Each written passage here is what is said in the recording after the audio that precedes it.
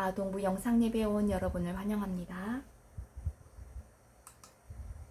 오늘 우리에게 주신 하나님의 말씀은 사도행전 20장 22절부터 25절 그리고 28절까지의 말씀을 함께 읽도록 하겠습니다. 보라, 이제 나는 성령에 매여 예루살렘으로 가는데 거기서 무슨 일을 당할는지 알지 못하노라. 오직 성령이 각 성에서 내게 증언하여 결박과 환난이 나를 기다린다 하시나, 내가 달려갈 길과 주 예수께 받은 사명 곧 하나님의 은혜의 복음을 증언하는 일을 마치려 하면은 나의 생명조차 조금도 귀한 것으로 여기지 아니하노라. 보라, 내가 여러분 중에 왕래하며 하나님의 나라를 전파하였으나 이제는 여러분이 다 내 얼굴을 다시 보지 못할 줄 아노라. 여러분은 자기를 위하여 또한 온 양떼를 위하여 삼가라.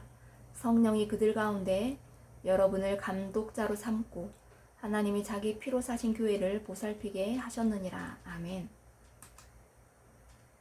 하나님의 말씀을 전하겠습니다. 달려가요. 여러분은 고별 설교란 말을 들어본 적 있나요?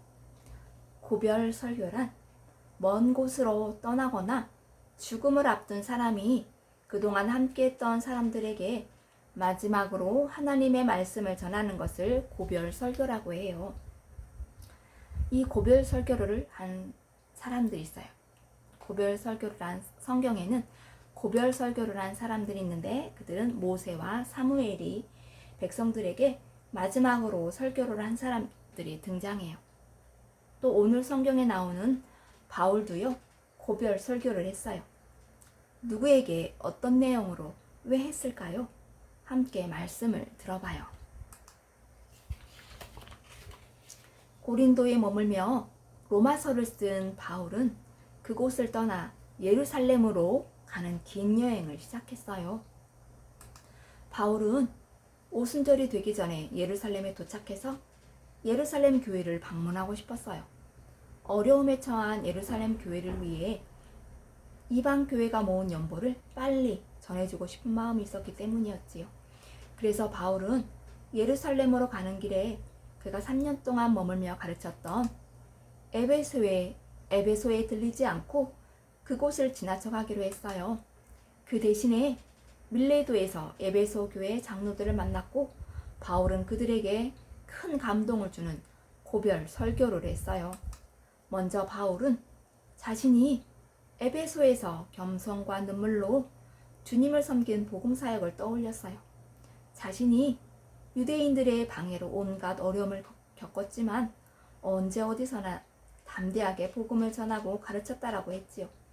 또한 바울은 유대인이나 헬라인이나 모두 하나님 앞에서 삶이 변화되어 예수님을 믿고 따라야 한다라고 전했어요.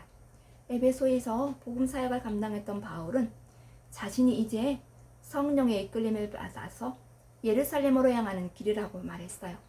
그 길에서 어떤 일을 만날지 모르지만 확실한 것은 즐겁고 행복한 일은 아니었어요.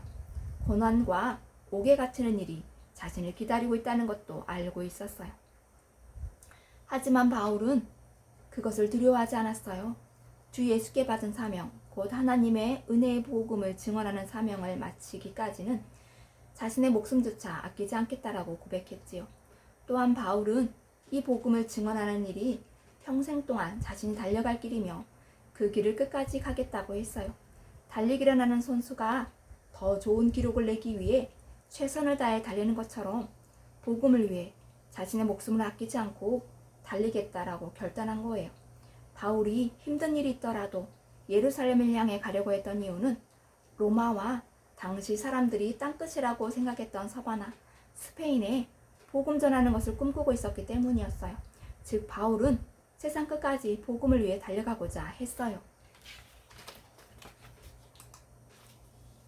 3년간 에베소 교회를 눈물과 기도로 섬겼던 바울은 에베소 교회 장로들을 향해 선한 목자 되신 예수님처럼 양떼인 성도들과 교회를 돌볼 것을 부탁했어요.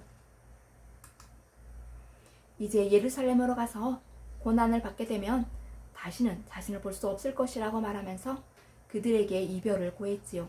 바울의 고별 설교를 들은 에베소 교회 장로들은 무릎을 꿇고 함께 기도했고 눈물을 흘리며 바울을 배웅했어요.